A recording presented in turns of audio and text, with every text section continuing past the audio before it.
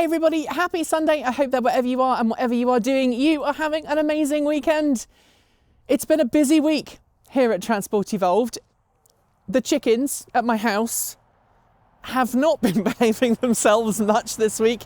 Neither has my dog, my border collie. My Labrador's been fine, but my border collie has been very much a teenager. And my chickens have figured out how to get out of the chicken run. So a lot of my hens, including Grace, who is generally the well-behaved one, have been running around the yard, including the rooster. And then when I go out to put them back, they're all back in here.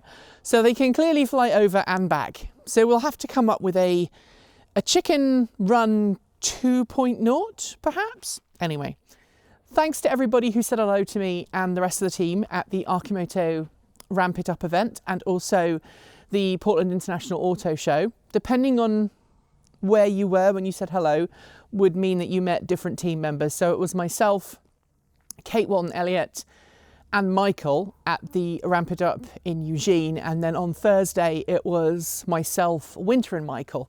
Erin was working back at the studio, or at her house, her studio, I guess, on the art piece that we were working for the month of February. And it looks amazing and you guys are going to love it.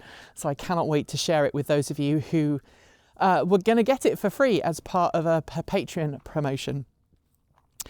Also, apologies in advance if the video on Monday of me and the Ford F-150 Lightning, I look or sound a bit weird.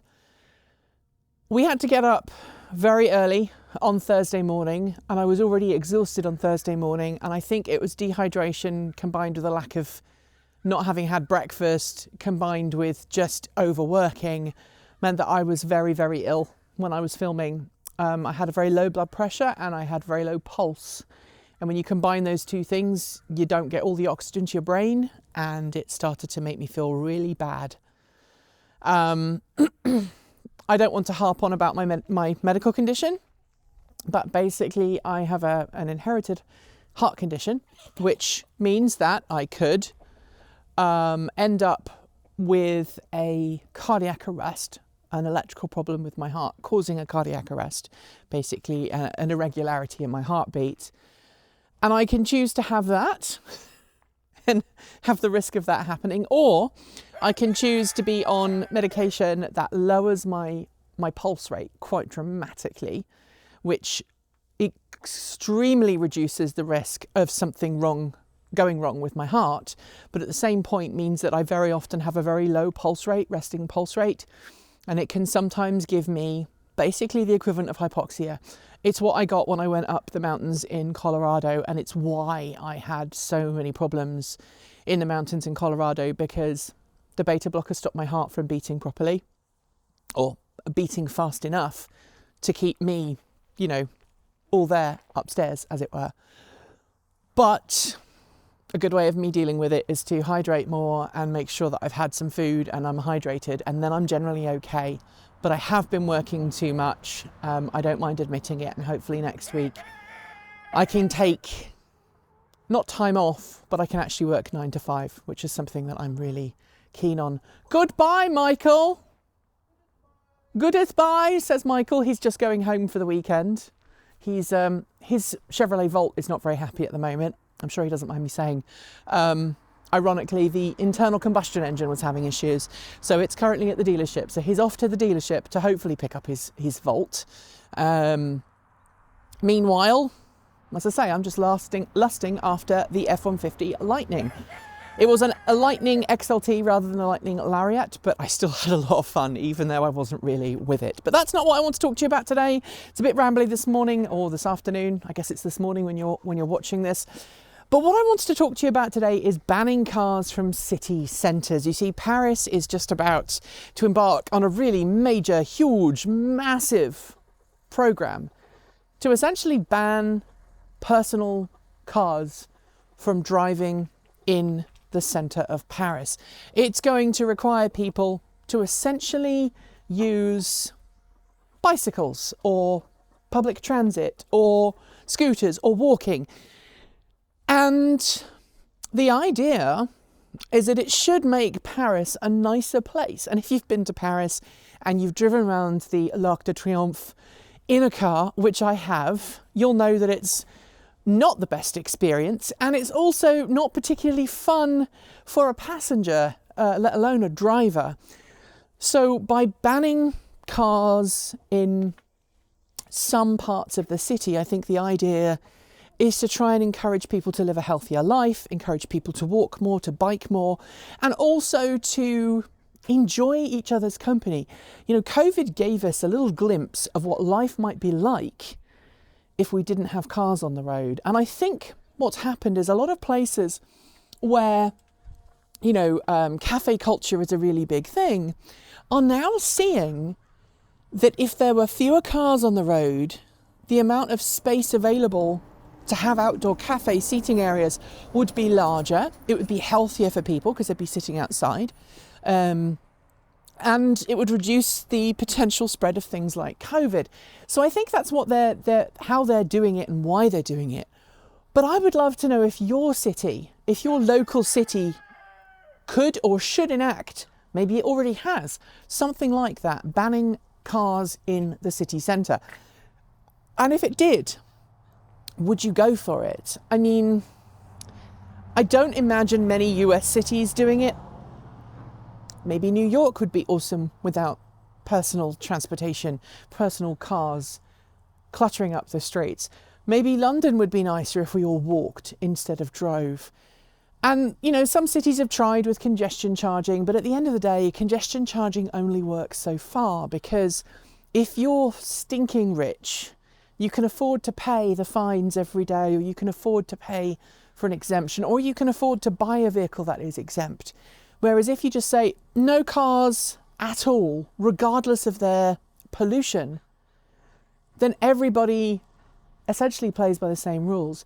And I'd love to know if you think it's a good way of bringing back communities. I've been watching pilot programs across Europe for a number of years where they've replaced car-centric culture with walkways for pedestrians.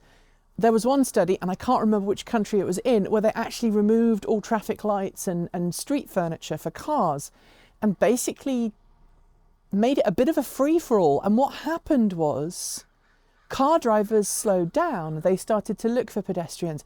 Pedestrians started to have the right of way. And of course, tied into that, the news from London this week, that a big Transport for London pilot programme, which essentially reprogrammed traffic lights. So instead of them giving priority to cars, they gave priority to people, and they defaulted to red for the car and green for the people.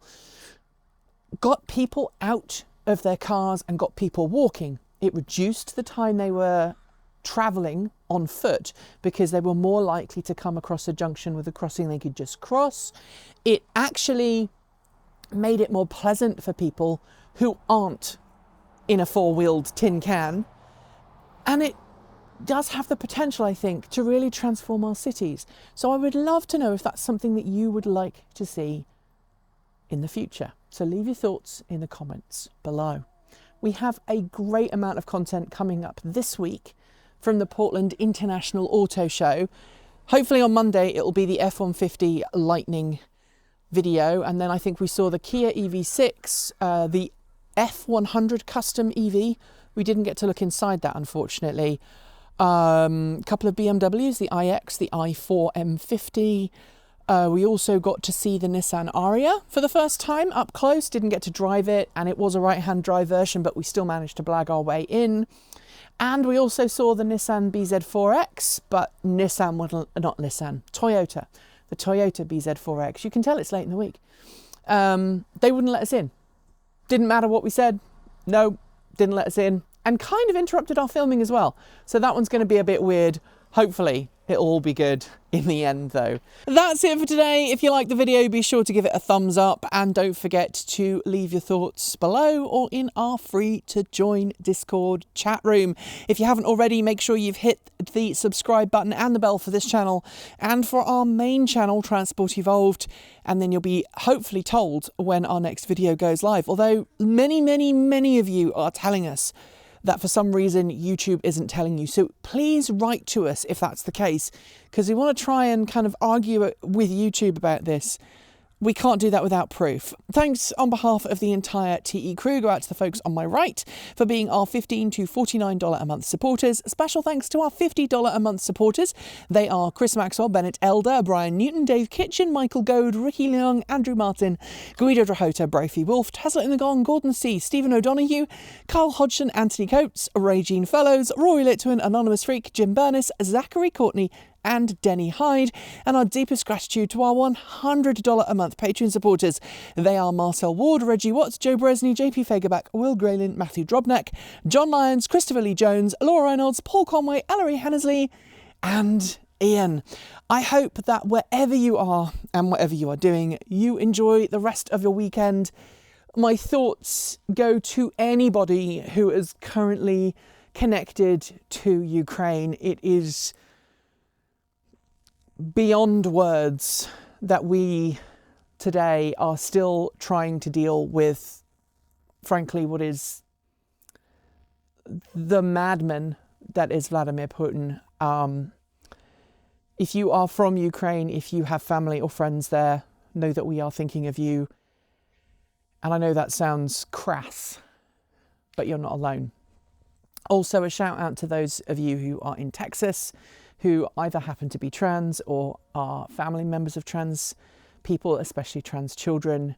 The ruling the things that the Texas governor is trying to do to basically make trans affirmative healthcare for children a criminal act sickens me. And frankly, without appropriate healthcare, people like me would not exist. And it's very sobering thought to realise that you live in a country where there are people who want you dead. Because that's essentially what they're asking. I'm sorry this has become political, but this is take two. And I hope that those of you who are watching are mature enough and kind enough and empathic enough to know that it does play a massive impact on the minds of everybody on the staff here. Because everybody has a connection to the queer world. It's just the way that it was. We didn't intend it to be that way.